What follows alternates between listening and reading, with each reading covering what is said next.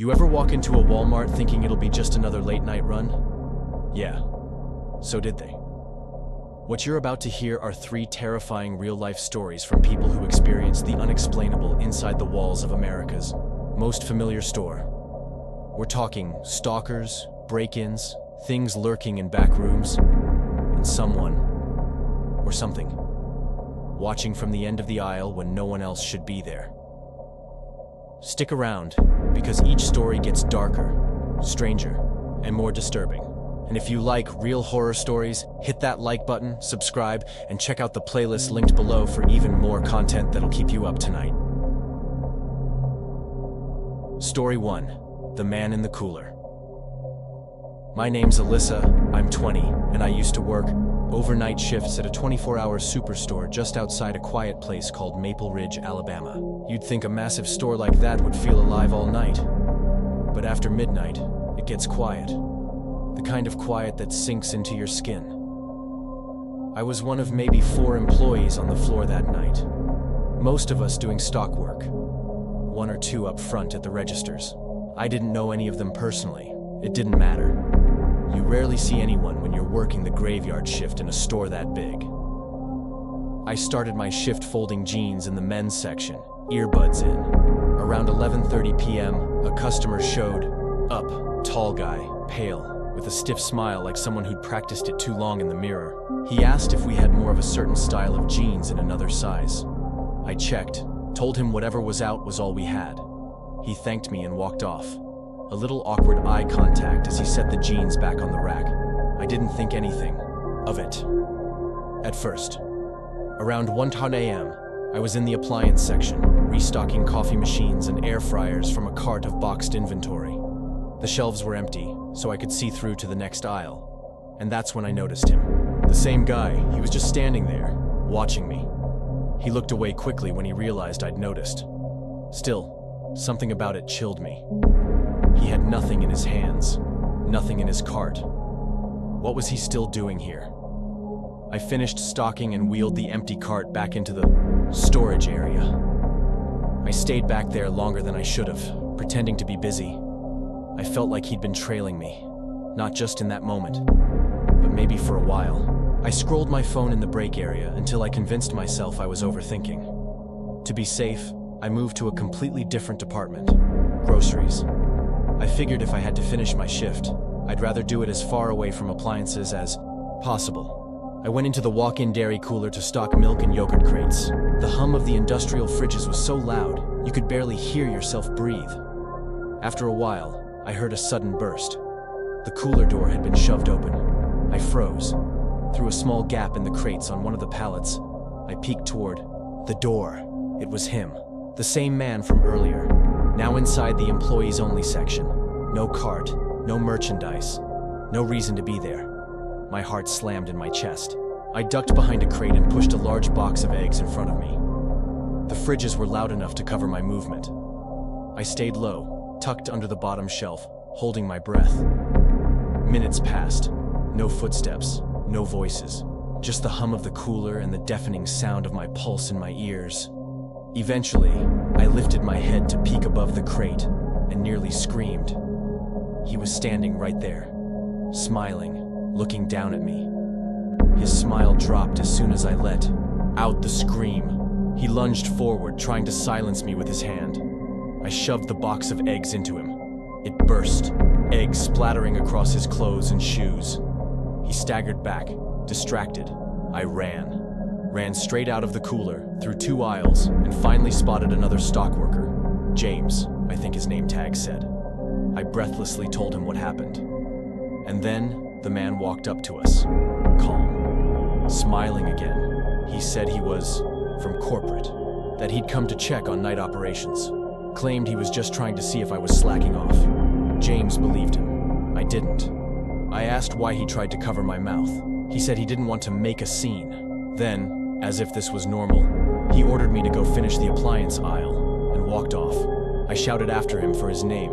He called back, Tom. The next day, I reported it to our store manager, Carla. She was furious, not at me, but at the entire situation. No corporate visit had been scheduled. No one named Tom worked for the company, and Corporate doesn't walk into Coolers at 2 a.m. to check on stalking performance. They checked the security footage.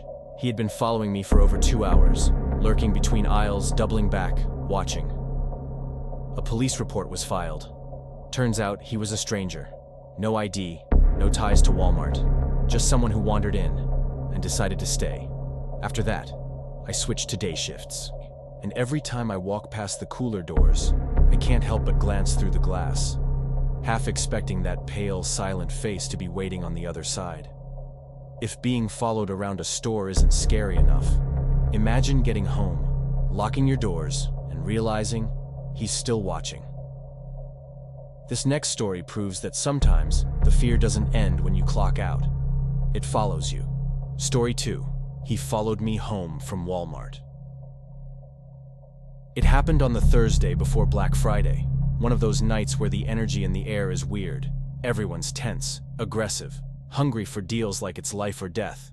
My name's Marcus, and I live with my mom and little sister in a quiet, gated community just outside of Huntsville, Alabama. That night, I ran to Walmart around 11 p.m., hoping to grab a deal on a laptop before the actual Black Friday madness started. I got lucky. I grabbed the last one from the display shelf. Brand new, sealed and priced so low it felt like a steal. But right as I turned to leave, I heard heavy footsteps approach behind me. This guy, a huge, filthy-looking man with wild eyes, suddenly stepped in front of me. He looked like he hadn't bathed in a week and hadn't slept in longer. He pointed at the laptop in my arms and said, "I need that." I told him politely but firmly, "Sorry, man, it's the last one." He didn't take it well. His expression twisted into something almost inhuman. He started yelling, not words, just loud, angry sounds, drawing attention. I could feel other shoppers staring. I backed away and hurried toward checkout as fast as I could without running. The guy didn't follow me all the way, but I could hear him muttering and cursing behind me as I moved through the line. By the time I got home, the house was dark. Everyone was already asleep. I sat outside in the backyard for a bit, laptop on my lap, Wi-Fi connected, cool breeze in the air. It should have felt peaceful. But then, the motion light on the side of the house flicked on. I paused. There's a patch of woods just beside our house, and the light's sensor sometimes picked up animals, raccoons, deer, whatever. Still, I had that same creeping feeling I'd had earlier in the store. I stood up, peeked around the corner of the house. Nothing. Still, something in my gut told me to go inside. I locked the door, went to the living room, and set the laptop up there instead. About 10 minutes later, I heard a loud, sharp car alarm blaring outside. My car. My Cadillac. I rushed to the window, hazard lights flashing, horn blaring. I grabbed my keys, ran upstairs, and tried pressing the panic button from the hallway. Nothing. So I stepped out onto the front porch and clicked it again. Finally, the alarm stopped. That's when I noticed something that hadn't been there before. A car, parked across the street, engine off, lights off. It wasn't familiar. And in our neighborhood, everyone has a driveway.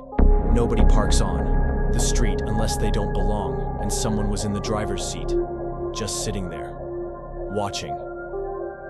I backed inside and locked the door again. My stomach dropped. Something felt wrong. Really wrong. I went to my mom's room, woke her up, and told her everything. She's not the type to panic, but this time, her face told me she believed every word. We both crept downstairs and checked the front door. She looked through the peephole first, and gasped, covering her mouth. I looked next, and felt my chest cave in. That same man, the Walmart guy. He was standing on our front porch, eyes wide, grinning like he was posing for a family photo. His clothes were filthy, hands clenched at his sides, body swaying slightly like he was excited. I whispered to my mom, "It's him. He followed me home." Then the doorknob turned. It rattled once, then again. Then he started pounding, violent, full-force slams against the door. My mom screamed. My little sister came running from her room, crying. I grabbed her and pulled her behind me while Mom grabbed her phone and dialed 911. Her voice was shaky but firm. "There's a man trying to break into our home. Please send someone, fast." Then, silence. The pounding stopped. We We waited, afraid to even breathe. Then came the shattering of glass. From the back den, we screamed. My mom yelled for us to get upstairs. I locked the den door behind us and stood by it, heart racing, expecting him to charge through. Instead, nothing. Then, outside, we heard it, police sirens. They'd arrived faster than I ever imagined. I sprinted outside barefoot, waving my arms, pointing toward the den. 2 officers ran in through the broken window. Within seconds, they dragged him out, covered in dust and glass shards, screaming and thrashing like a wild animal. He kept yelling my name, over and over. "Marcus! Marcus! You took what was mine!" They cuffed him, hauled him off. One of the officers told us he was likely high on something, meth, maybe worse, and was probably living in that beat-up car. They said it wasn't the first time he'd been caught stalking customers after store disputes. He'd followed me from Walmart, followed me all the way home, sat outside our house, waited, then tried to get in. We pressed charges. He's still in custody as far as I know. Now, I order my electronics online, and I don't shop at Walmart after dark, because the scariest part isn't that he tried to break in, it's that he was so calm while doing it. Like it wasn't the first time he'd followed someone home. Some people fear being followed, others fear being found. But what if something found you in a place where no one else was supposed to be? This final story takes us deep into a Walmart long after hours, where something that looked human, but wasn't, made itself known. Story 3, The Thing in Aisle 14. Back in college, I worked weekend night shifts at a Walmart outside Shreveport, Louisiana. I didn't have many options. I needed cash, and the night crew didn't require much socializing. Just clock in, stock shelves, sign off on deliveries, go home.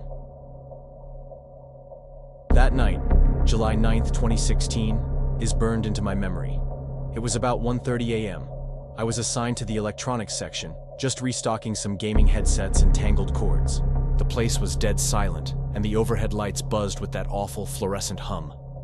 Only 2 other employees were in the building, Eddie and Leon, both over in grocery. The shift was normal, until I saw something move at the far end of the aisle, just a shadow at first. Quick, like someone ducking around the corner. I paused. It was weird, but I figured maybe one of the guys had come over without saying anything. Still, we all wore the same blue uniform polos, and this person didn't. The shape I saw was all black, head to toe. I stepped around the end cap and looked down the row. Empty. I called out, "Leon? Eddie?" Nothing. I shrugged it off.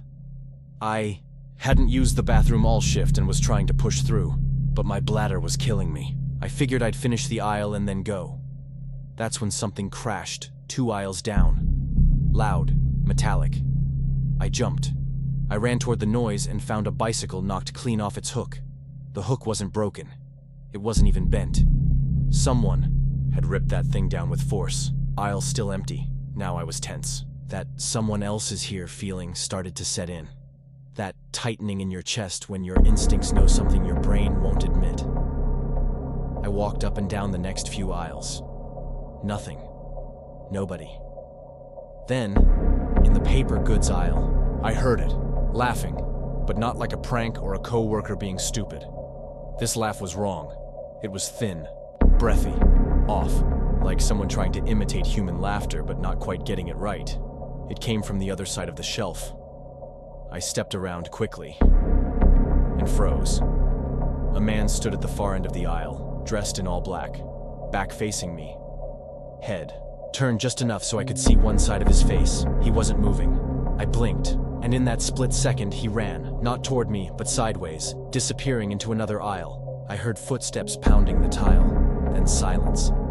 I didn't chase him. I bolted for Eddie, who I found near women's clothing. I told him someone was in the building who shouldn't be, dressed in black, possibly dangerous. Eddie believed me, right away. Told me he hadn't seen Leon for a while either. We didn't have radios, so I went one way and Eddie went the other. I tried to be calm, but every aisle I turned down felt like a trap. My eyes darted to the ends, waiting for movement. I kept hearing faint footsteps behind me, but never close.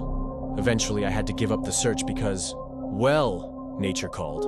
The employee restroom was in the warehouse section, far from the sales floor. I went in, locked the stall, sat down. Not ideal timing, I know. As I sat there trying to breathe, the bathroom door creaked open. My stomach sank. I called out, "Hello?" No response. I peeked through the crack in the stall door, and my blood ran cold. A figure stood directly in front of the stall, inches from the door, wearing black, unmoving, except for the slow tilting of his head. The overhead light flickered, and for a second, I saw his eye through the crack, staring right into mine. Then came the whispering. Low, mumbled, incoherent, like he was chanting or mumbling some nonsense just loud enough for me to know he was still there. I pulled out my phone with trembling hands and called Eddie. Thank God I had his number saved. I spoke loud on purpose. "Eddie, get to the employee bathroom right now. Someone's in here. Hurry."